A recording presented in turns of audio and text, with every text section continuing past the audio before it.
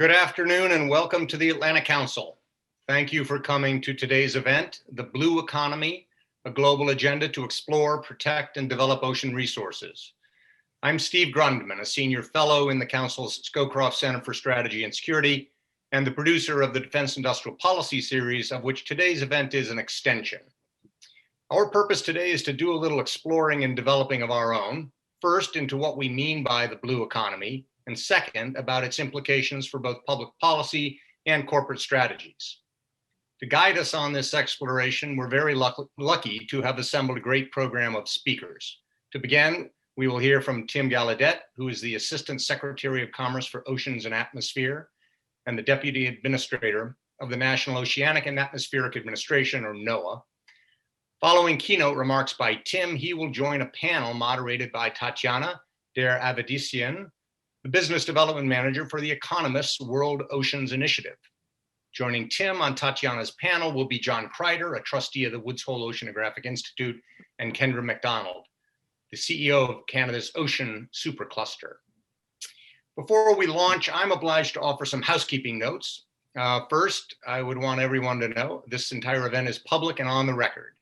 This fact, of course, holds the greatest significance for our guests, but also for those of you who may wish to pose a question to the panel, because it will oblige you, please, to identify yourself and your affiliation when you type out your question. Speaking of questions, please offer questions, which we encourage and can be offered as part of the panel conversation. Offer them in writing using the Q&A tab at the bottom of your Zoom screen. My colleague, Mark Massa, will curate the questions and give voice to them when Tatiana turns the conversation over to Q&A during the last approximately 20 minutes of the event. My third administrative note is that we're tweeting the event at the hashtag #ForwardDefense. Forward Defense is the name of the new practice area in the Scowcroft Center, which is focused on bringing to light forward-looking analyses of the trends, technologies, and concepts that will define the future of defense and of the partnerships and alliances needed for the 21st century. I encourage you to join us in tweeting at the hashtag #ForwardDefense. Finally, I am compelled to note that the event will end at 3 o'clock, so don't be disappointed when I reappear a minute or two ahead of that hour to draw the proceedings to a close. I myself am fascinated by this topic, and in part because of the disparity between its scope and significance and the paucity of attention, at least in my eyes and ears, it has been receiving here in Washington. It's a topic that resonates very powerfully with the Atlantic Council's mission, and I'll be interested to hear your feedback about it as I consider how to further develop our attention to the blue economy over the year ahead. Seriously, I'm interested in feedback on this from those of you who have a reaction to this conversation. Not least, I am attracted to the strategic grounding, explore, protect, develop, in which this blue economy initiative has set its feet, and I would encourage those of you watching today to think about the challenge of creating coherence among these and other strategic imperatives called out by the discussion about our oceans. Permit me now to welcome my friend Scott Van Buskirk, who's going to introduce his friend Tim Gallaudet. Like Tim, Scott is a retired Navy admiral. He is also a loyal individual member of the Atlantic Council and a good friend. Scott is a submariner whose career culminated in his appointments as Chief of Naval Personnel and Commander of the U.S. Navy's 7th Fleet. Scott, thank you very much, not least for guiding my preparation of this program and being here today to introduce Tim. Well, thanks, Steve. Let me begin by quickly thanking you and very powerful and the Atlantic Council for putting on this unique event.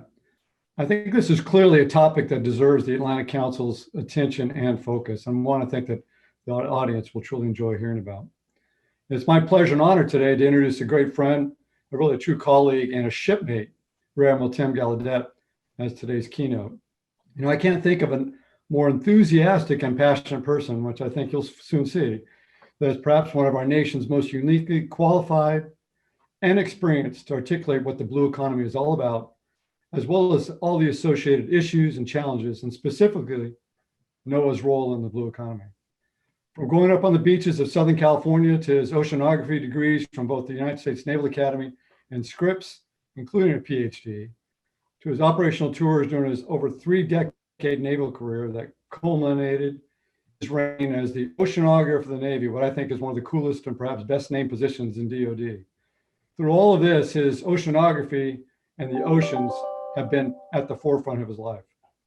While his bio speaks volumes to his ocean experience and expertise, I urge you to just take a moment and Google his name, and you'll quickly see that Tim is out there in every possible forum of social media, passionately and proactively speaking about the blue economy.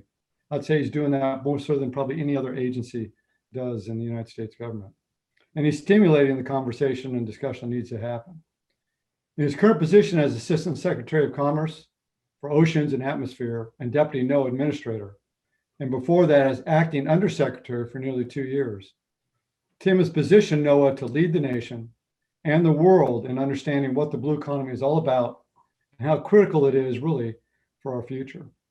I'll wrap it up by telling you one last wonderful thing to learn about Tim, and that is the passion for everything oceans is a family quest. Tim will quickly point to his wife, Karen, as his inspiration. His wife, Karen, graduated 2 years behind him at the Naval Academy and became one of the Navy's first female salvage divers. I mean, think about that. Together with their 3 daughters, they enjoy traveling the world to scuba dive and share the wonders of the ocean. So with that, please sit back and enjoy a few minutes with Rear Admiral Tim Gallaudet and what I think is really a wonderful panel. Well, thank you, Scott. That was a real gracious introduction. And thank you, Atlantic Council and Scowcroft Center. I'm really excited to be here and partake in this really wonderful discussion and kick things off with about 20 minutes of slides that I think will explain why I am so passionate about the blue economy. And when you look at my title, it's really along the lines of the purpose of this whole meeting today, and that's understanding or exploring, advancing the health or protecting and developing or the sustainable use of our oceans. So I want to start this talk though by beginning at a little higher elevation, if you will. And it was 50 years ago last year that we were recognizing this, the first man on the moon, the first person on the moon, Neil Armstrong, an American astronaut and former naval aviator. And this was really a stunning achievement when you think about it, certainly before the advances of other technologies that we're enjoying today. And when you look at what now NASA is doing, my good friend Jim Bridenstine is the administrator, we are committed to regain those kind of stunning achievements and world leadership. This is NASA's Space Launch System. And we are going to take that and put someone on the moon. It will be a woman. And I might know one of those astronauts. One of them, Megan MacArthur, is my Scripps classmate. And then go on to Mars. And these stunning achievements are great because they foster huge economic development, as well as showing leadership in such a significant way. Now, a big part of this now is a paradigm shift where the private sector is being used more and more. And this is all part of what the White House Science Advisor you see here with the Vice President, Dr. Kelvin Droegemeier, has been a champion of for the last 2 years. And he's called for this bold new era in American innovation. And what he's referring to is a first bold era that was after World War II, where major advances in space exploration, supercomputing, nuclear power were all advanced, but relying on the government, Office of Naval Research, the national labs, the National Science Foundation. And he's called today for a second bold era, which leverages the private sector increasingly. And what was wonderful about that is he was a champion for space exploration in calling for that, as well as other new technologies, biotechnologies, for example, quantum information science, and ocean science and technology.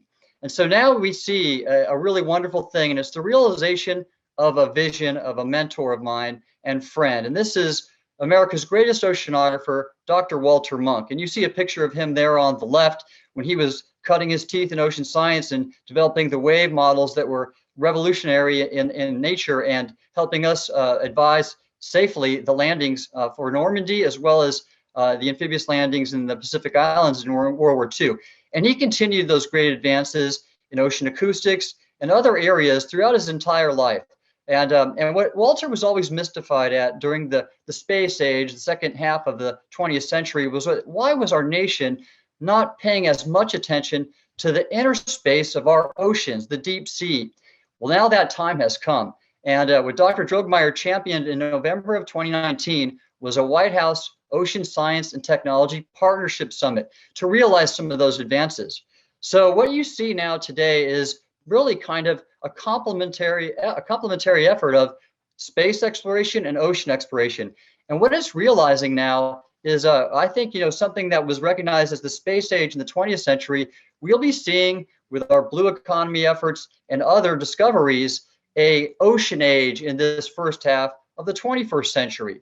Now, powering that is really a revolutionary accomplishment. The White House secured a presidential memorandum on ocean mapping and exploration and characterization in November of 2019 on the heels of that summit. And it calls for something akin to the Lewis and Clark expedition when our country was first kind of breaking ground, if you will, after the Revolutionary War. And Thomas Jefferson issued the exploring expedition of Lewis and Clark in 1807. We're seeking to do the same in the oceans. And that is map our U.S. EEZ, which is directed by this memorandum, by 2030, as well as exploring priority areas. Now, I'll talk a little bit about that more, but how do we get here? How is the White House now so interested in our oceans like they have been in space? Well, it's because of the incredible rise in ocean activity. In fact, in the last 25 years, there has been a 400% increase in ocean activity of all kinds across the world. Like here, you see a Neo-Panamax class ship, the kind that are now transversing through the expanded Panama Canal. And there's been others. If you look, for example, the economic activity at U.S. seaports, that has risen over the last few years by 17% to be on the order of $5.4 trillion. That is a quarter of U.S. GDP. So we are an ocean economy and an ocean nation. And that is just one example. Look at population shifts. 40% of the country lives on the coast. If you were to take all the coastal counties of the U.S., including the Great Lakes, and made them a country, that country would have the third largest GDP in the world. So you have that. Then you have the incredible opportunities that are presenting themselves now with ocean resources, and ocean data is really behind it all. And that's going to be a big theme, ocean data and technology during this event today. You see things like renewable and non-renewable energy. On the upper right, fish farming and aquaculture. On the lower right, pharmaceuticals that are being developed from ocean resources, as well as marine minerals. When you think about the fact that the U.S. is 100% reliant on foreign sources of rare earth metals, that is a bad place to be strategically. And our oceans offer the opportunity to get around that. So there's another aspect, though. Those were extractive industries, if you will, but people care now about ocean health and conservation. And in its all forms, it could be marine mammals, as you see depicted here, as well as a variety of other species and the ocean itself in terms of what's happening with warming and marine plastic and the like. And so you have those kind of competing interests, which we need to address going forward. You also have incredible advances in ocean technology. Here you see the Bathyscaphe Trieste in 1960, piloted by John Pickard and the Navy Lieutenant Don Walsh, depicted on the lower right, who set the world deep diving record into the Marianas Trench, the Challenger Deep, 7 miles down. That had only been repeated once recently, but just this last year, that record was shattered by this individual in the lower right. That is Victor Vescovo, retired Navy commander and private equity investor. And he worked with Triton submersibles to develop the Triton 36002, which went down to the Marianas Trench with Victor Vescovo as the lead submersible pilot, and 4 other trenches around the world. And he set duration records as well as depth records, all with American Ocean S&T. A real stunning achievement there I would point your attention to. And again, realize this new role, emerging role of the private sector. Then you also have this return to great power competition. Here, China and Russia primarily. And where is that happening? It's happening on our oceans. So these are all the reasons why the White House has gotten behind the importance of oceans. And when you consider that in the National Security Strategy of 2017, one of the 4 pillars was advancing and promoting American prosperity.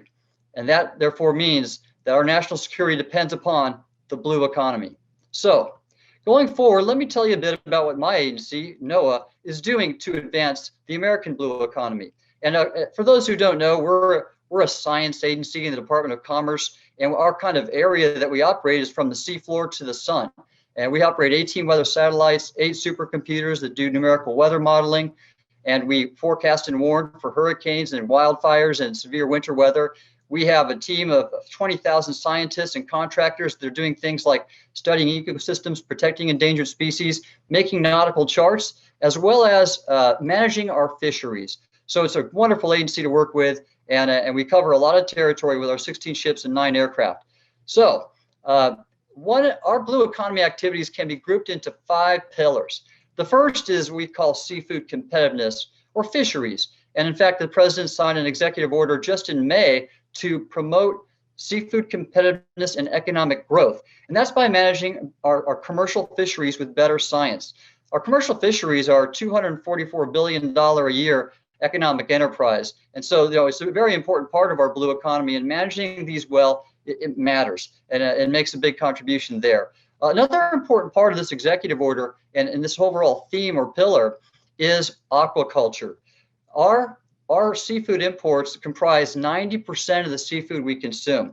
And we have a seafood trade deficit of $16 billion. And in fact, 50% of those imports are grown in foreign fish farms with very dubious environmental practices. And so we really want to turn that around. And this executive order gets at advancing and improving the streamlining for domestic aquaculture. We have the second largest EEZ in the world. And so aquaculture is going to be that realize the potential for meeting our national and even global food security needs.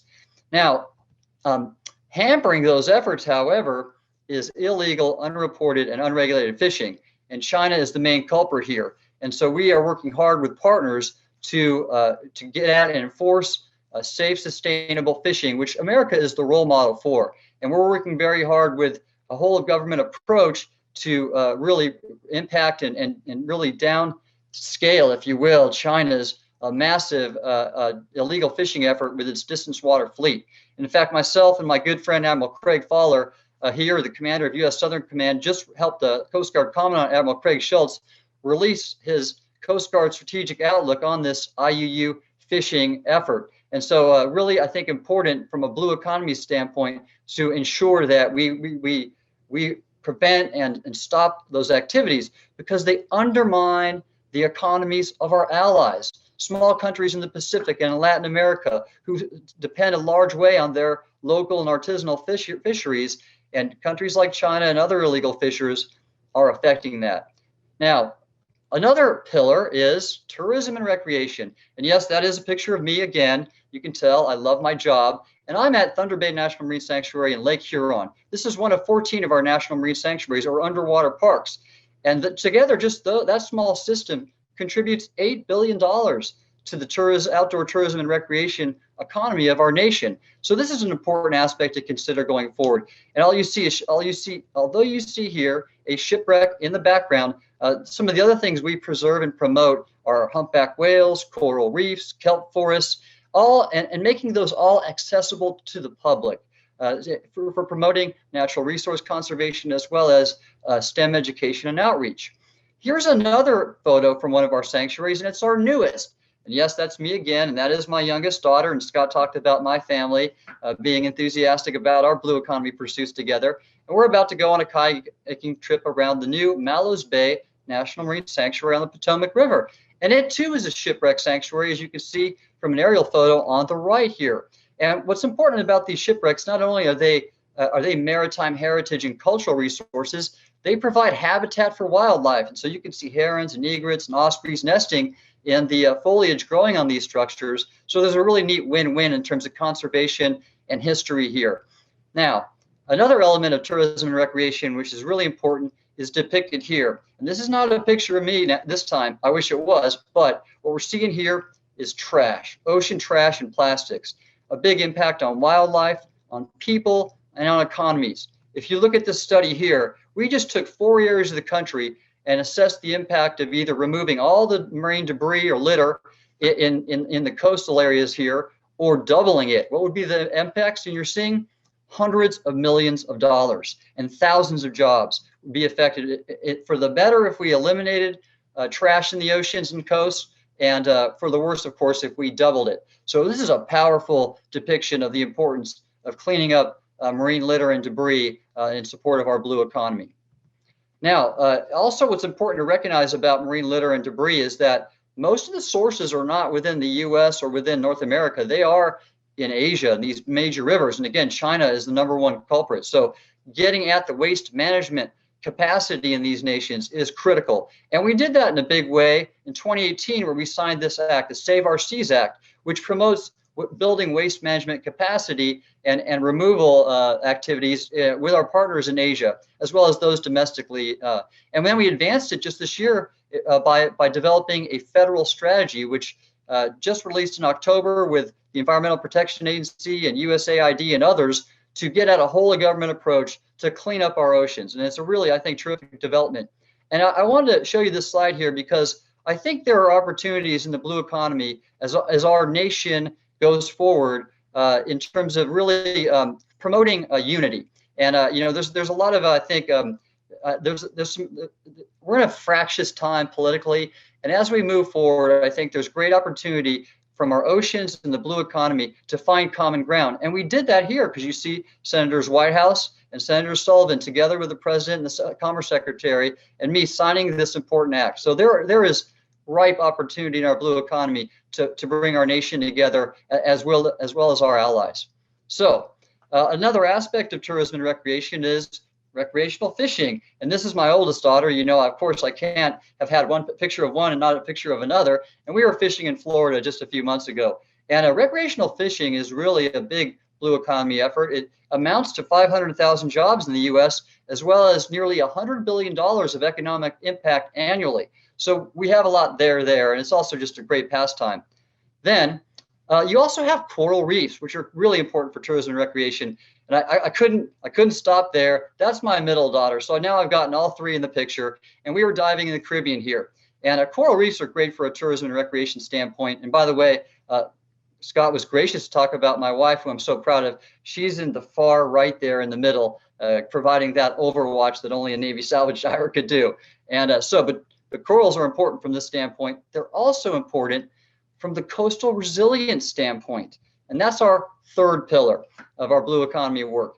And coastal resilience is really about ensuring that communities can withstand increasing sea levels, storm surges from hurricanes, and other efforts that are harming economies and our infrastructure on the coast. This is a pretty good depiction of that. Coral reefs contribute because they suppress about 97% of the wave energy that impinges upon them from offshore. So strengthening coral reefs helps. So does other activity like planting new or restoring marshland that's been degraded. That provides great barriers to storm surges, like in the Gulf Coast, and other forms of habitat restoration that NOAA does.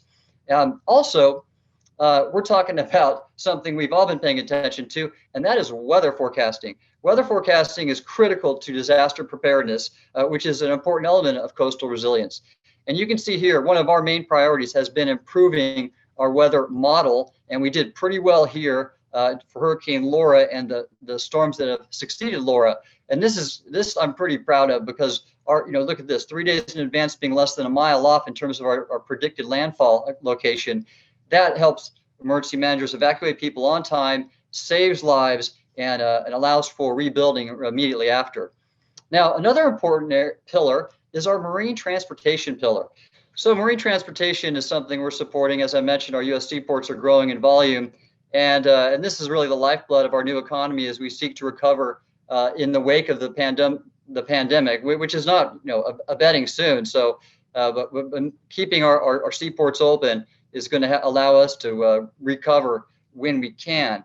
Now, another important part of that is surveys, hydrographic surveys. It's like in the wake of the hurricane season, every time a storm comes through, we have a lot of the ship channels can be cluttered. And here's an example of a rapid emergency survey we conducted in the Calcasieu ship channel in Louisiana following Hurricane Laura. And what happened is a barge broke loose, and this barge was the size of an Olympic swimming pool, and had about a 12-foot altitude off the seafloor. And we were able to perform that rapid survey to ensure a safe new chart was produced that would allow shippers to come in and avoid that hazard. One of many examples that we have in this, because every day a major port in the Gulf port is closed and the Gulf Coast is closed amounts to about 100 to $150 million of economic loss. So this is important data, as you can see. Now, another part of our marine transportation pillar is mapping. And one part of that presidential memorandum I referred to was specifically developing a strategy to map in Alaska and the near shore of Alaska. And so we're contributing to that effort right now. The coastline of Alaska exceeds all that of the continental U.S., which is really an amazing thing. So being able to survey and map that area for the safety of navigation is important. Also because Alaska has our nation's largest by value fishery, the Alaskan pollock survey. And you can see from the picture on the right that a big part of our going forward is using autonomous systems or uncrewed surface vehicles. Here we also have underwater vehicles and aerial vehicles that are helping us map and chart our seaways. Really, I think another vital part of the blue economy. And then our last pillar, one that I'm just most excited about, and John Kreider, who's going to be with us, knows a great deal of, and that is ocean exploration. So mapping is really about the bathymetry and the contours of the seafloor. Exploration is about discovering what's on that seafloor and what's in between the seafloor and the surface. And we use a wide range of fascinating technologies. Here, for example, you see we have deep diving remotely operated vehicles. We also employ autonomous underwater vehicles. And we do just a range of really exciting activities, discovering new forms of sea life, for example, 25 new species discovered just last year. New geological features, we found 8 previously uncharted seamounts last year. And we're just doing this every day, and it is exciting. We have mapped the surface of Mars and the Moon to a higher resolution than we have our own seafloor. And so we're committed to advancing this really wonderful understanding of this inner space of our deep seas. Now, an interesting aspect of this too is, again, going back to shipwrecks and underwater cultural resources. This is a picture of the U-352. No, that's not a picture of me. It's a picture of my friend, one of my technical divers at NOAA, Tane Casterly, and we have dove this together. It's a World War II shipwreck, a German U-boat that was sunk by a Coast Guard cutter. And part of what we're trying to do here not only is promote our maritime heritage and story of our greatness in World War II, but also you see all those fish on the tower of that sub. These are great habitats for recreational and commercial fishing. So promoting these kind of activities and mapping them and understanding them will help us both manage these resources and our fisheries going forward. So a lot of multi-use kind of applications when you think about the blue economy.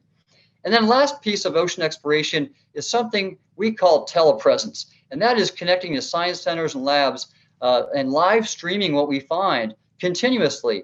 And this creates really a virtual national laboratory for ocean science and technology. And so it's a really, really dramatic capability. Now, those are our 5 pillars. Really quickly, before I close, let me talk about 3 enabling capabilities. And one, I think, first and foremost, is partnerships. Here, this is Bob Ballard, the famous discoverer of Titanic. We partner with Bob because he's been the pioneer of these telepresence and deep diving ROV technologies. And so he is working with us. We fund him about $6 million a year to continue exploration activities with his ship, just like our ship has replicated the Okeanos Explorer to conduct this exploration work in our US EEZ and elsewhere. Now, and we've formed a number of partnerships since that summit I talked about. In fact, about a dozen with entities like OceanX, Schmidt Ocean Institute, the Navy, Vulcan, the Coast Guard, and Scripps Institution of Oceanography, my alma mater. So these partnerships really are going to be really important going forward because there's just so much to do, and we can't do it all alone. Science and technology is the other enabling capability. And here you see pictures of 6 strategies that we have released on various science and technology areas. Really briefly, but people know most about them. We're talking about autonomous systems, AI, machine learning, omics or bioinformatics, data itself, cloud services, and citizen science or crowdsourcing. These are all cross-cutting and allowing us to make dramatic improvements in the performance of our mission as well as our efficiency. And I think there's much we can unpack here in the discussion that will follow. Lastly, STEM education and outreach. We need to provide for that next generation to carry it forward. So on the right here, we've been contributing to the implementation of this national STEM education strategy, and really to make that next generation capable to carry forward all the great advances that we have and realize the true potential of the blue economy. And yes, that is a picture of me there at the National Aquarium interacting with a species I never expected to interact with. I was focused on fish, but you can see here, this is what that outreach is about. It's about that next generation. So wrapping up, NOAA has just been proud to be a leader in our national blue economy efforts, more important than ever when you think about the downturn that is occurring due to the pandemic. But it also, we've shown the immense opportunity that exists. And in fact, we've been leading an effort that some are now calling a new blue economy. And that is the increasingly data and technology dependence of blue economy activities. I think I've highlighted that a bit in this presentation, and I think there's more we can explore going into the discussion.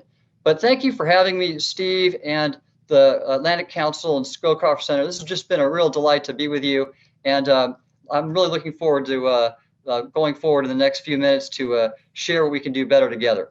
Thank you. Thanks, Tim. I turn it over now to you, Tatiana. Please lead our panel discussion.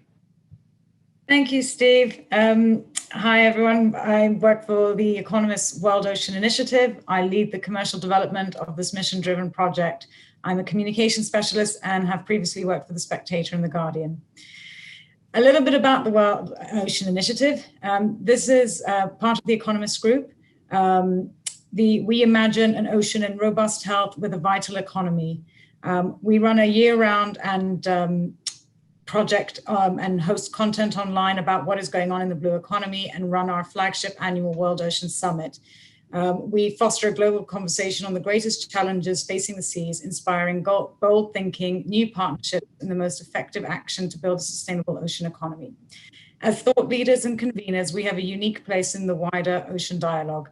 The initiative combines activities from all parts of the group, including the Economist Intelligence Unit, our films department, and the events department, to inform, inspire, and engage key stakeholders from across the ocean community. I'd like to thank our panelists for joining, and we hope that you will find this an interesting discussion on the blue economy. We will have time for questions, so please do add any of your questions to the Q&A tab found on the chat box. I'd like to introduce our panelists. We have obviously with us Rear Admiral Tim Gallaudet, who doesn't need any further introductions.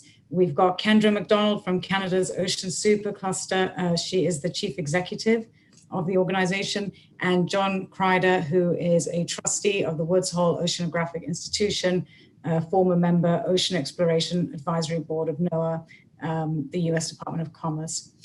Before I kick off into the discussion, I'd like to start with everyone introducing themselves briefly and how your work is helping the blue economy.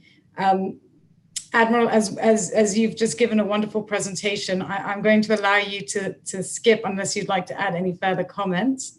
No, thanks. Great. So Kendra, may I turn to you then?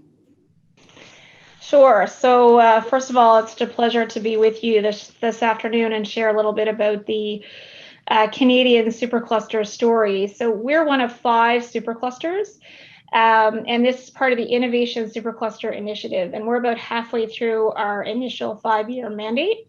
The Supercluster Initiative was designed to change the way that Canada invests in innovation. So it's considered very innovative policy in itself. And in the past, we've taken what some might consider a very Canadian approach to investment in innovation. We give a little bit to everybody. And so the Supercluster program was really designed to invest in those areas of the Canadian economy where we really thought that we could be world leaders on the global stage, and ocean was one of those. And so the Supercluster program, it's based on cluster theory, and it's really about government and small and large business and academia and investors all working together to be able to strengthen and grow the economy in very specific areas. And fundamentally, the Supercluster program is trying to change the way that business culture or business is done in Canada in terms of our projects. So where are we today? We have just over 320 members across ocean sectors. So one of the things that makes the Ocean Supercluster unique in terms of its design and its business case was this idea of working together across sectors to be able to address shared challenges. And so in the past, we'd have seen, shipping, addressing shipping challenges, and aquaculture, same fisheries. And so when we actually talked to those sectors, what we found is they actually face a number of challenges that are similar. And so we distilled those down into areas of cost and risk. So how do we reduce the risk of being on water? How do we reduce the cost? How do we address connectivity across the country and across the world? How do we increase our global reach? And how do we deal with workforce of the future and capacity challenges that many of these more traditional industries are facing? And so that's what we do. We are really working to change the way we collaborate across all those different groups. And over the last even just 6 months, we've actually approved 36 projects. And many of these are being announced over the fall. And we've seen a tremendous, I mean, the ocean economy has been really, some areas of the economy really affected by the pandemic. So we see these 36 projects as a way to continue to accelerate innovation in a more challenging time. So I'll stop there and I look forward to the conversation. Thank you. And I think it's worth noting as well that The Economist is working with the Ocean Supercluster team. We're launching a World Ocean Tech and Innovation Summit, which will be hosted in Halifax next year. John, could you tell us a little bit about yourself and also how you're helping the blue economy? Thanks, Tatiana, and thank you for the Atlantic Council.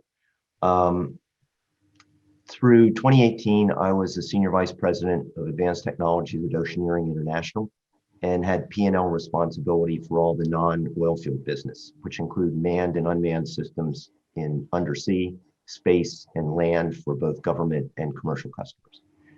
Since I retired in 2018, I have stayed engaged as chair of the NOAA Ocean Exploration Advisory Board, and I'm currently chair of the NOAA Science Advisory Board and also a trustee for Woods Hole Oceanographic. I guess in addition, I chaired the NOAA Blue Economy Subcommittee, which was formed in late 2019 with about a dozen industry, government, and academia representatives.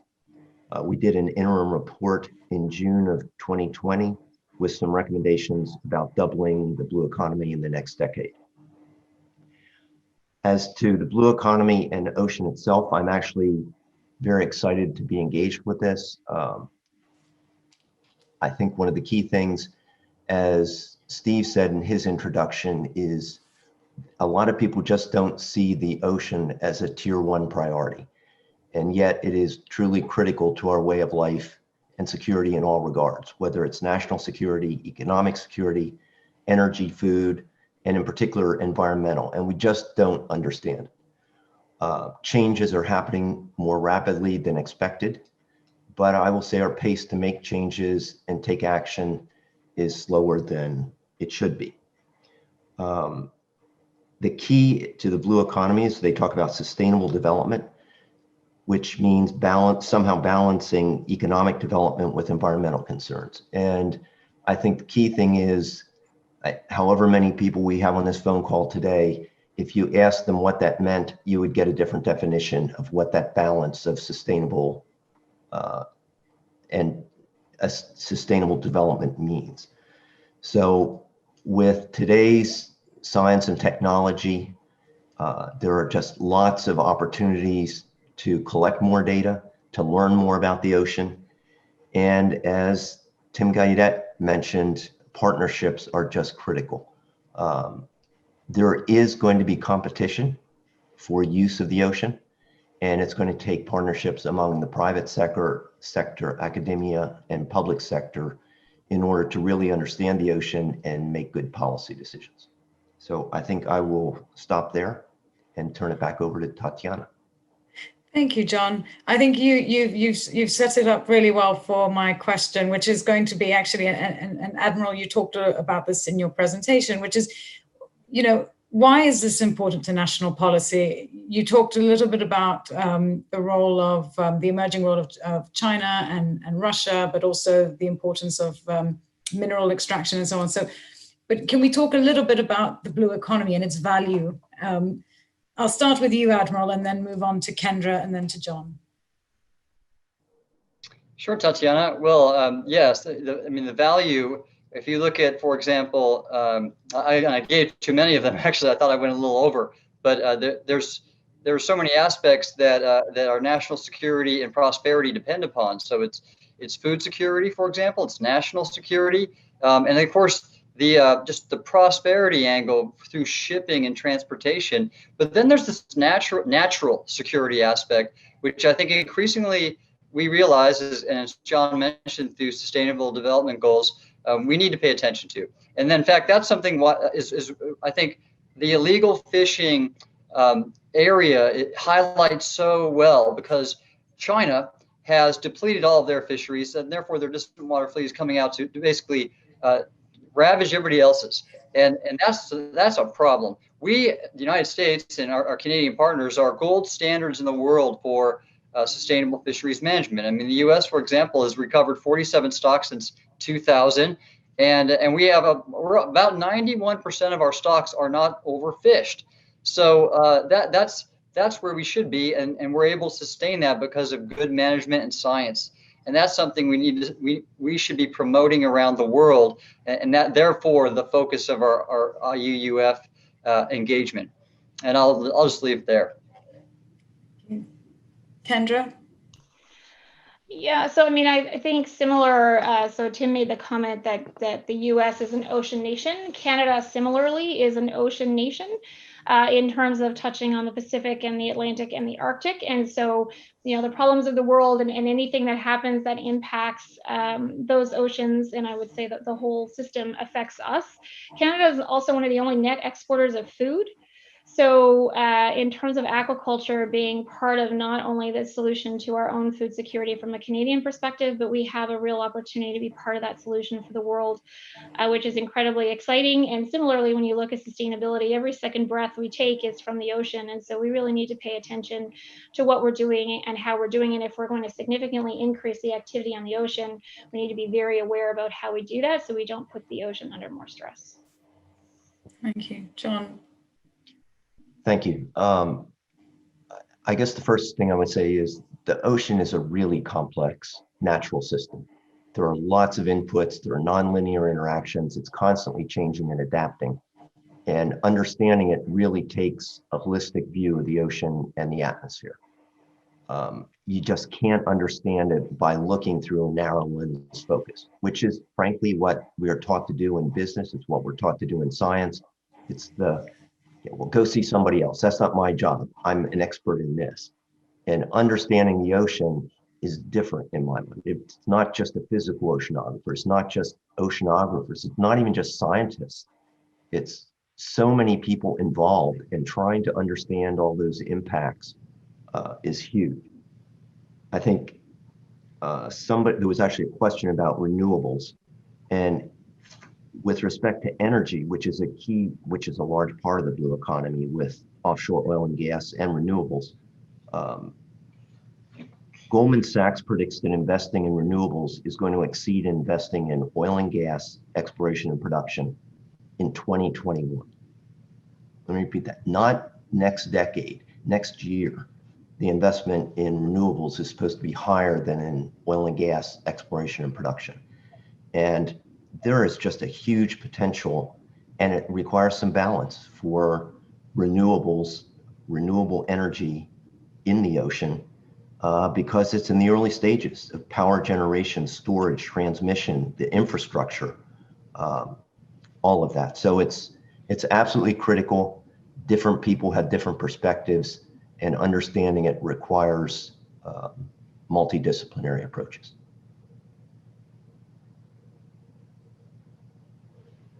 Tatiana? Jackson Sowers from the Atlantic Council again. It appears we lost Tatiana, so we will try to recover her as soon as possible. Let me just step in here and keep the conversation moving. It strikes me traditionally, depending on one's perspective, mine anyway, traditionally, we think of economic development as a matter primarily for the private sector to take the lead on. We think of environmental protection as primarily a problem, a challenge that we expect government to take the lead on. Are the oceans different in that respect, or strategically are these initiatives under the rubric blue economy setting out to make it different, either through partnership or maybe is there a technological change that makes collaboration, government and industry more feasible? Maybe Kendra, I think this is right in the middle of your plate, and I would ask you to start this part of the conversation.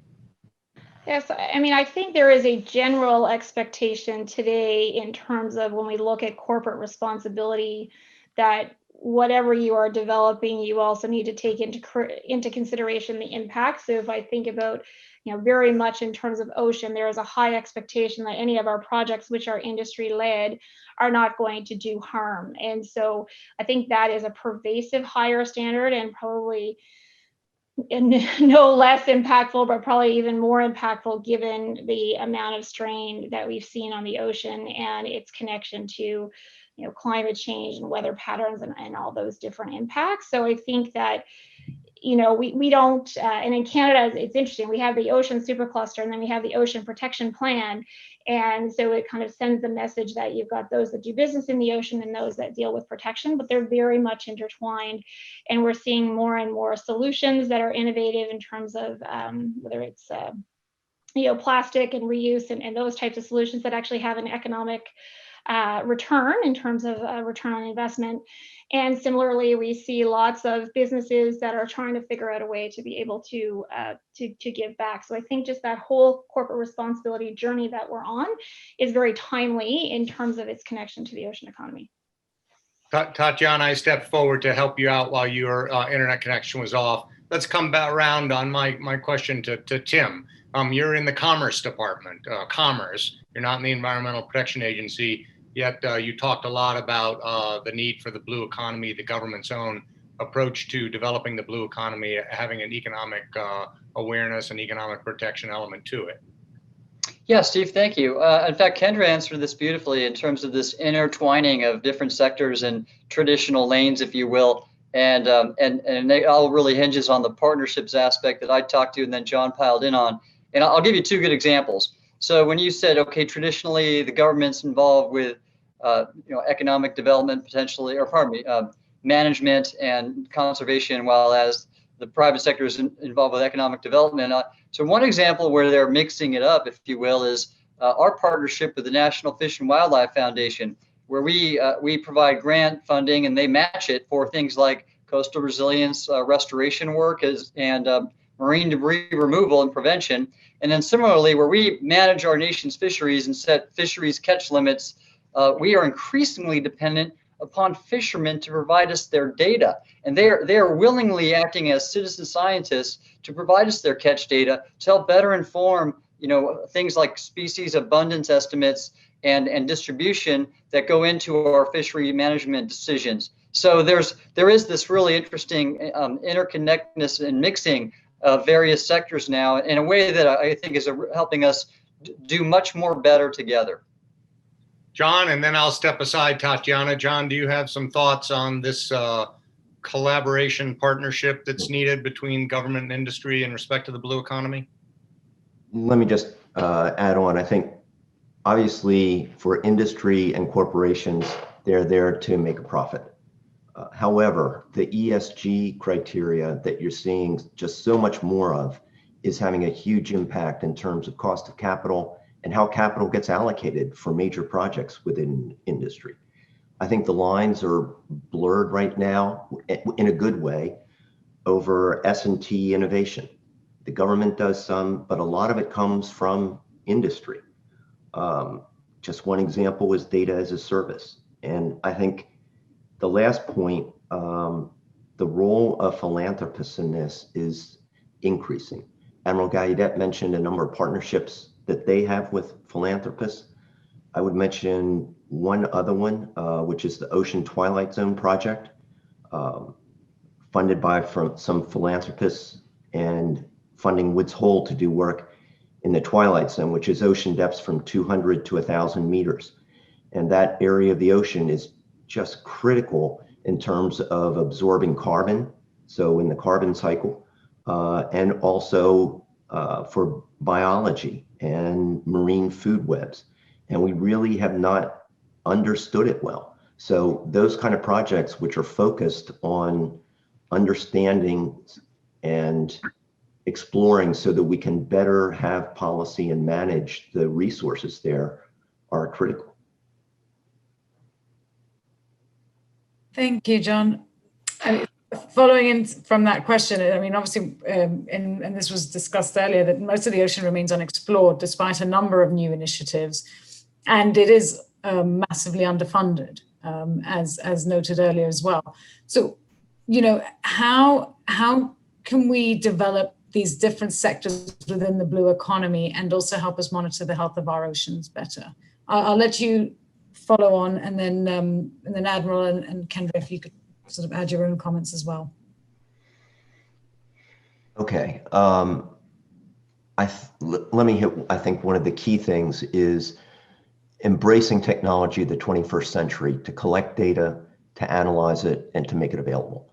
To me, the old way of spending a lot of years to build a ship, crewing it, going to sea and collecting samples in just a straight line, it just doesn't cut it anymore. And I think applying uncrewed systems, swarms, omics, just a whole bunch of new technology, it creates an opportunity, both business opportunity as well as from the government, collecting information to provide better management for a networked ocean of the future. And I guess I would think of that like being kind of a doctor for the world. How do you develop the equivalent of a really good dashboard to monitor the health of the ocean and to measure the symptoms, diagnose the causes, at a minimum, increase the awareness to public, and in the best case, you find some organization, whether it's international, national, local, or industry itself, to hold the repeat offenders accountable and change things. Thanks. Thank you. Admiral? Yes, well, John, that was great, and I will pile in a bit, but also go back to my presentation and say that I had 3 kind of enabling capabilities, and that really is my response, is that the first being science and technology, as John talked about. And in that first, let me share with you a really neat example. So in the beginning of the pandemic, and even now, you know, we have been limited with our ocean survey crew sizes. And so initially our ships couldn't even get underway because we were trying to figure out how to implement the protocols from the CDC. So while our ships were still pierside and we had some critical surveys to perform, we leveraged 5 years of innovation and partnering with the company Sail Drone. And we had learned how to equip those uncrewed surface vehicles, one of which I showed a picture of, with sonar. And we did all the calibration to ensure we could figure out how to do a fisheries survey with those sonars that matched the same kind of capability on our ships. So without even a person signing a contract, because we had things already in place, we issued the order and we sent out a fleet, 4 of these sail drones to go survey in the Bering Sea from Alameda, California, and they did the survey just in time to inform this month's Alaska Fishery Management Council meeting to set catch limits on the Alaskan pollock. So then we did the same thing for a mapping survey on the North Slope of Alaska in accordance with that Alaska mapping strategy I talked about. So uncrewed systems. We also did the same thing with an AUV that collected eDNA data to perform a survey off of Monterey Bay. So that this is all really terrific because minimal people were involved. So under CDC protocols, we're finding technology is allowing us to meet some of these important mission areas. That's 1. 2, partnerships. I think more to map this and explore our oceans, which are so undiscovered at present. Increasing the partnerships we have, like one, for example, that we signed, and one of our first was with Ocean Infinity. Ocean Infinity is a very capable company. They have a fleet of these 6,000 meter rated AUVs, and they were the ones leading the effort in the search for the Malaysian airline that crashed last year. And so partnering, you know, in innovative ways with the private sector or NGOs is going to allow us to get at that. And then lastly, I talked about STEM education and outreach, and John touched on it by saying, you know, educating the public. And that really is what we have to do going forward, is to get the support of the public, to make the interior of the U.S. appreciate the fact that we're an ocean nation and that everything they consume or purchase on a Walmart shelf comes from either the ocean or products derived from the ocean is going to be much more needed as we go forward. Thank you. Kendra, tell us a little bit about the role of technology in this. Absolutely. So I think, as we've heard, I think technology is absolutely critical. I think that's been a huge education for our superclusters. I think when we think about ocean, we naturally think about ocean science, when in fact, the ocean economy is digitizing in different ways, but in the same way as other sectors. And in terms of what does that look like? So certainly for us, helping people understand the technology opportunity is incredibly important. I was at the United Nations. There was a North Atlantic workshop for the Decade of Ocean, and they talked about how do we collaborate to be able to have a digital twin of the ocean by 2030, so that we're able to actually have the data to understand how everything is moving. Obviously, that looks different for data for the public versus the scientists versus industry, et cetera, but just having that full view. And maybe I'll share a couple of Canadian project examples. So Ocean Vision is one of our projects. It's almost a $20 million project, and it is focused on autonomous vehicles and synthetic aperture sonar, looking at business models around data as a service and building that predictive capability. And then our Ocean Aware project is a $29 million project, and that is looking at sensor technology and how do we gain better information around fish health and fish movement and monitoring marine life. And that is a collaboration across fishery, energy, aquaculture, shipping, as well as small ocean startups that are coming together with a couple of research institutions. We've got 2 universities that are involved in that, as well as government, all coming together. And that is a project that not only generates a return on investment in terms of a commercial opportunity, but also a tremendous amount of information that can be leveraged for better decision-making from a sustainability perspective. Thank you. I mean, there are obviously, there is your cluster, and there are a number of clusters in the US that are helping also the startup communities sort of get underway and sort of take on developing and innovating in this space. But one of the biggest challenges is funding. Now, I appreciate that these are you're all state institutions, although your setup structure, Kendra, is slightly different. But how do you bridge the gap with the funding issue? Because fundamentally, that's one of the biggest obstacles to developing the blue economy. So, John, would you like to take that question first? Okay, I can try. I think there are 2 aspects to it. One is to promote private investment. There are sort of 2 keys to that. One is there has to be a large enough economy and large enough payoff that there's a reason for particularly large companies to invest. Secondly, I think promoting better partnerships between industry and not treating it as the government setting rules and then trying to catch the people who are breaking them, but really communicating and having it a more informal cooperation almost, which is not what the US does, frankly, I think would be key. And I guess one other comment is on the defense side, it feels to me the Navy has kind of a clear role as the leader for the US national security part of the blue economy. There is not the same designation for the US civil ocean mission. Perhaps it should be NOAA, but to make it clear, and I mean, one of the constant complaints that I have heard, we heard in a White House partnership or summit meeting, is permitting. And how there are so many different agencies involved. It's so complicated, and it holds back more development and doing things simply because people really don't understand who to go to, what's required for permitting, and understanding the ocean, making those requirements clearer, I think would benefit everyone, not just the people trying to do the development, but also on the environmental side. Thank you. So, Admiral, I'll ask you, how would you be able to address that, some of these challenges that John's talking about? And knowing what we know about the role of philanthropy, especially in the blue economy, I mean, a lot of the early work around raising awareness about the health of our oceans has been done thanks to the philanthropic community.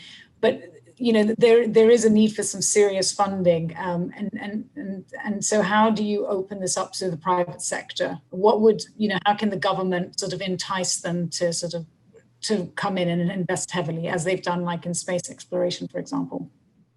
Right. Well, there's a number of ways, and one is, again, like John talked about, we had this summit in November in the White House to attract potential those with resources. And that's what spurred the development of these innovative and very productive partnerships, like with OceanX. OceanX has a tremendous reach, and they are seeking to promote, just awareness, public awareness of protecting our oceans and understanding them. And they're a fantastic partner. They just have the reach that we never, with our own meager resources, could match. And so that's one of several examples. Another, I think, way to address this is just by being efficient with what we have. So the resources given, if we can optimize our efficiency, then we're going to get more out of it. And John talked about this. In fact, one of the things we've been doing is to improve permitting. I mentioned this during my comments about the Seafood Executive Order, which put one agency in charge of permitting for aquaculture projects, NOAA. And now that's one of several examples. Also, one of the ways that we can be more efficient and make the most of our resources is ensuring our regulations are science and data based. So, for example, one fishery in the West Coast, for example, the rockfish fishery, we were operating off of old fishery surveys and data, and more recent knowledge incorporated to our fisheries abundance estimates helped us basically promote more fishing in a sustainable way that resulted in over $60 million to the fishery and 100 or so more fishermen out on the water, if you will. And that is just one example. We did this with the scallop fishery in the New England just this last year. So ensuring leveraging data better, and lastly, sharing that data. So something that came out during that event where I was with Admiral Fowler, U.S. Southern Command Commander, and Admiral Schultz, Coast Guard Commandant, to talk about our illegal fishing activity. I was asked a question, and one of the things I pointed to is that we are terrible as a government in sharing information across agencies. And so that is one of the big objectives of this Coast Guard strategic outlook, is ensuring we all can share data better together. And here's a good example. Both the Coast Guard and NOAA are launching drone programs. We fly drones to survey marine mammals, to map our shoreline, and to map coral reefs, for example.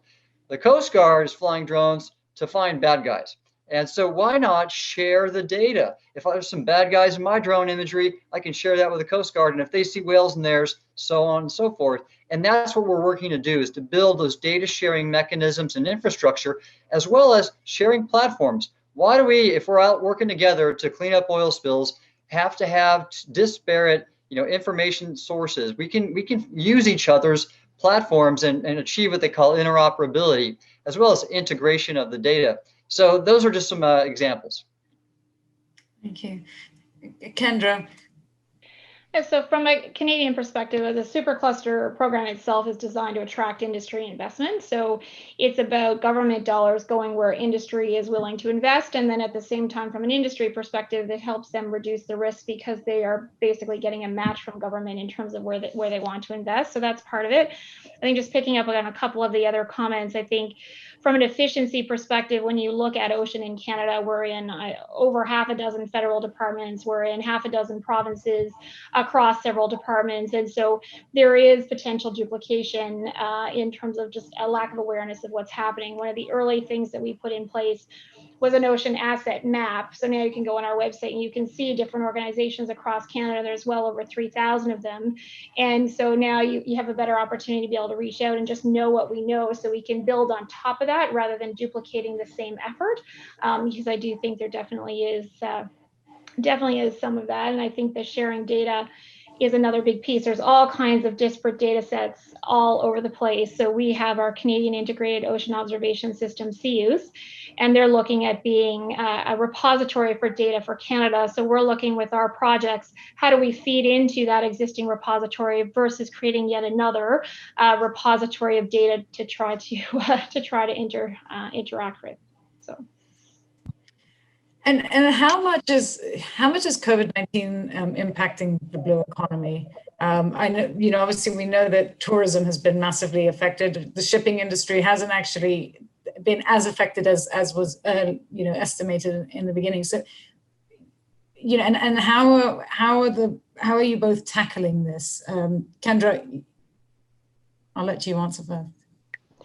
Sure. So, I mean, we've seen huge impacts in Canada in terms of the pandemic, particularly on our supercluster. We've got 3 superclusters that have COVID-specific responses. And so we looked at that and we said it didn't make sense for us. But when you look at offshore oil and gas has been tremendously impacted. Not only did they have the impacts of the pandemic, but the price war and everything else that is happening with that. Demand for fishery in terms of we're highly export driven. As I mentioned, we're a high exporter of food. So just the whole supply chain impact. And so how we responded to that is we actually came out in April with our Accelerated Ocean Solution Program. So we basically said, how do we continue to stimulate innovation investment? There's a high risk as companies are trying to keep the lights on that things like R&D and innovation get treated as a discretionary cost and we lose that spending, and we want to be able to keep that momentum. And so we ran a call that was over an 8-week period, and that has led to a lot of the projects that we approved. And basically that was really to help those startup companies and those small and medium enterprises have an opportunity to put a project together and to get funding and keep building their momentum. So that's been one of the very specific ways we've tried to respond to some of the impacts, but they were extensive, and we're still trying. I think there's lots of work to still come out of that, and we will come out fundamentally different than when we went in. Thank you.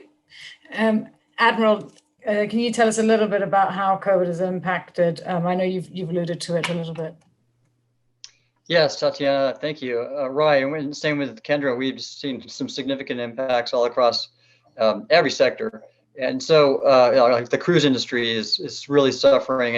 And that's just, I think all areas have to look at new business models like Kendra talked about.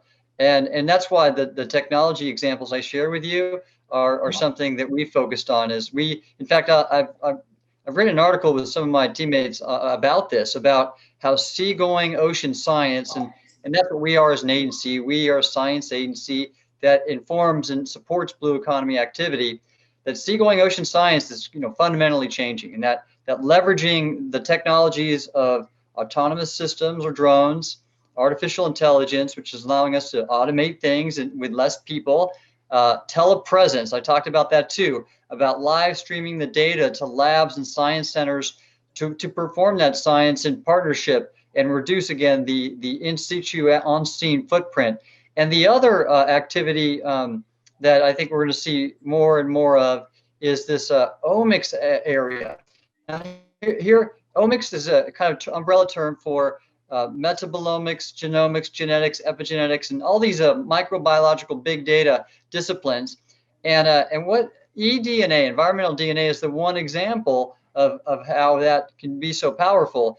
So instead of doing a traditional fisheries survey, which is really important to manage fisheries, to determine species abundance and distribution, you can basically take a scoop of seawater rather than an invasive trawl pulling up sea life all around in a given area.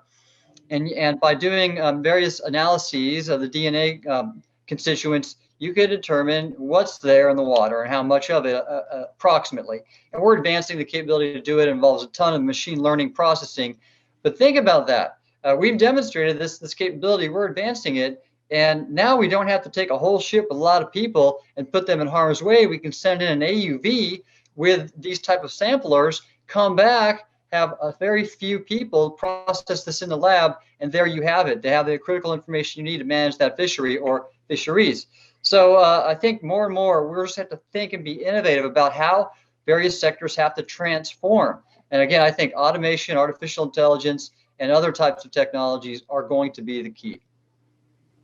Thank you. So, John, I'll reshape this question to you a little bit differently. Obviously, the world has adapted to COVID. We've had to, and so the blue economy, to the Admiral's point, is having to do the same thing. So, what are the sort of post-COVID opportunities? What do they look like for the blue economy? I think the Admiral and Kendra addressed them very well. I would just emphasize what they both said. I think the data and the technology, uncrewed systems, offer huge opportunities for both the blue economy, for companies, to entrepreneurs and larger companies, and also for defense. I know we have not really talked very much about that, but I just see an increasing role of whether it's uncrewed surface vehicles or undersea vehicles or even drones applied to defense in the ocean environment. Particularly, there's increasing importance, I would say, in the shallow ocean. The deep ocean is hard to understand, but boy, when you get to the shallow ocean, which is just, you can quickly look at a map or look at what news of what's going on in the world and realize the importance of the shallow ocean environment. And that is a really complex, rapidly changing place where having science and technology and artificial intelligence and uncrewed systems is critically important. Yeah, and more investment into training and bringing more people into this industry as well, bringing external knowledge, I think, as well. I mean, my next question was going to be about the role that the defense industry plays or can play in helping this economy grow sustainably. So I don't know if you want to add any further comments on that. I guess the only thing I would add to that is inevitably there is going to be somewhat of a conflict there, right? Because defense is going to say, we need to collect this data and keep it proprietary for our own use. We can't disclose it. Protecting the ocean environment, understanding the ocean environment. Really what you want to do is make everything public, get it to as many different users and policymakers as you can. And I mean, this isn't unique to the ocean. It's a classic debate that goes on, and people need to talk, and I mean, we'll figure it out. Mm-hmm. I mean, Admiral, I mean, you've talked about sort of working with your allies on this, and you've also mentioned, we've also talked a little bit about some of the threats, you know, that can appear through illegal fishing and plastics overproduction, and or not sort of being able to address the issue of plastics in our oceans and so on. But you know, do you have any other sort of additional comments on this, and especially this idea of data sharing, and you know, how you can circumvent the security issue? Yeah, well, that's a very good point. You know, I was in the Navy, so I'm familiar with this concern. But I think that in terms of that information sharing idea, the more we get at this, the better it'll be for both sectors, defense and non-defense. I think a lot of it was sort of like with the fishing example. When we don't know enough about a region or have enough data, you tend to be a little more conservative. And I think that and I know that is definitely where the Navy would be. But now that we're getting a higher def, if you will, high def understanding of the coastal ocean and the deep water now, it's going to allow us to better manage our separate areas. So, you know, in the U.S., for example, within our exclusive economic zone, there are certain Navy training areas. Like, for example, Admiral Ben Buskirk was a submarine officer and knows these well, where we are just not going to share that data with the private sector or the public. We want to know our training areas and need to know them better than anybody else, and not share some of that information. But if we have a, you know, if to a high resolution, know where those are, then and know where the areas that we can share are, then we can be more liberal about what we can share in terms of, you know, of area, like, for example, to promote aquaculture. This was a big concern a few years ago, where a developer in San Diego, Pacific Ocean Aqua Farms, wanted to develop offshore aquaculture in the EEZ there. And so he went through, this is an individual I know well, 2 years of study and spent $1 million only to find out that where he wanted to put his pens, aquaculture pens, was right in the middle of a submarine training area. So now, though, we have developed the data tools and have acquired more data that, in fact, one of our tools is called the Ocean Reports Tools. And my good friend, Dr. James Morris, is going to be giving a lecture at the Naval Academy today, virtually, to their ocean engineering department about this exact tool and application, that now we can, to a high resolution, know where we can develop sustainably and share information that won't affect national security. And so there's that kind of thing. More information and more applications and tools like this allow us to get at a higher resolution ability to understand what we can share and what we can't share. Tatiana, let's take some questions from the audience, please. We're down to the last 10 minutes of the event. Great. Well, thanks to this wonderful panel. We have some really interesting questions here from the audience. My name is Mark Massa of the Scowcroft Center, and I'll be giving voice to some of them. The first one we have this afternoon is from Emil Petruncio, a retired Navy oceanographer and now adjunct professor of oceanography at Anne Arundel Community College. He asked that given the current trend that sea ice in the Arctic Ocean is projected to be totally not present during the summer months within the next few decades, how will that impact the blue economy? I'd welcome any of our panelists to comment on that. Hey, Mark, it's Tim. Do you mind if I do this one? Go for it. Okay, well, first off, Emil, great to hear from you. Emil's an old shipmate of mine and a great ocean professional, a colleague that I am really glad to call as a friend and colleague. So ice in the Arctic, this is definitely an important area that we've been watching. And there's opportunity and challenge. You know, we have, for example, Russia eyeing their northern sea route, which is becoming increasingly accessible. And they want to use that to build their blue economy. And they're doing things like imposing or declaring certain types of regulatory regimes that we necessarily don't think comply with international law, but that's what they're working to do is leverage the opportunity. But then there will be challenges. For example, there's a whole area of the Central Arctic Ocean that is going to be increasingly open for potential fisheries development and access. Well, thankfully, the Arctic Council nations have all agreed to not open up the Central Arctic Ocean, and we've all signed up into this agreement until we do more research so we can manage that fishery sustainably. So that a lot of opportunity, whether it be transportation or fisheries, ocean exploration, and that kind of development, offshore energy. There's great potential, but then there's challenges that we've talked about. We don't want to undermine and over-harvest these resources unsustainably. Well, thank you so much for that. I wonder if any of our other panelists have views on that, especially Kendra, with Canada being, of course, a very important Arctic nation.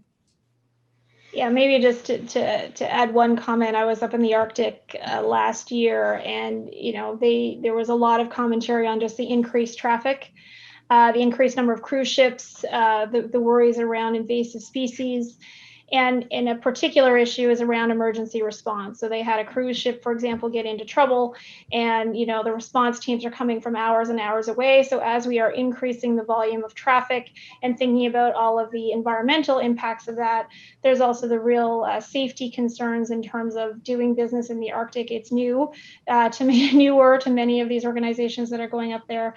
And what is the responsibility for the nation in terms of the emergency response and the safety standards?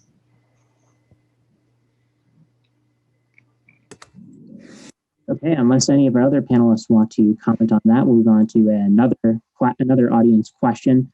This is an interesting one from Brian Helmuth. He mentions that the NOAA Sea Grant program has been very effective in getting return on investment and wonders if that program could be expanded to undergird the future blue economy. I wonder if Tim would comment on that.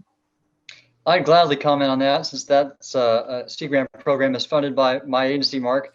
And Brian, thanks for your question. And I truly believe a Sea Grant is just an incredible, high return program that punches way above its weight. In fact, I was just reading this week on the monthly update I get from the Sea Grant program.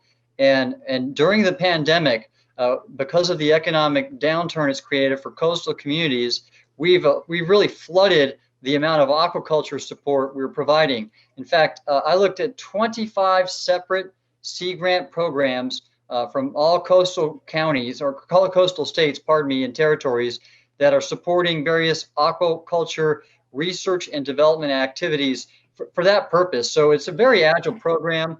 And in fact, another element of their work is we were approached by USDA, and USDA has a seafood tariff compensation program. So any fishermen and seafood producers who are being harmed by tariffs from competing countries, they can apply to this relief program. Well, what the USDA had trouble with is they weren't like us that had connections to all the various communities that work in this space. So they said, "What can you help us out?" And we said, "Sure, we have the perfect program for this. Our Sea Grant program that through our extension specialists in all these states does this kind of education and outreach, whether it be for fisheries safety up in the Northwest or this activity all around the country." So that is an effort we're seeking to expand. And thank you for your support, Brian.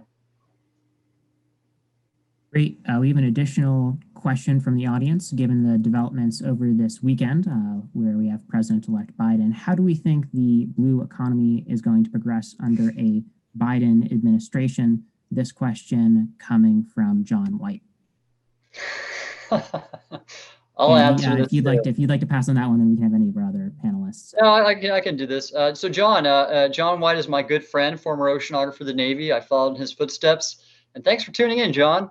I mentioned this during my presentation that there are many activities under this blue economy mantle that are bipartisan, that this administration and the succeeding one, I think, have shown interest in.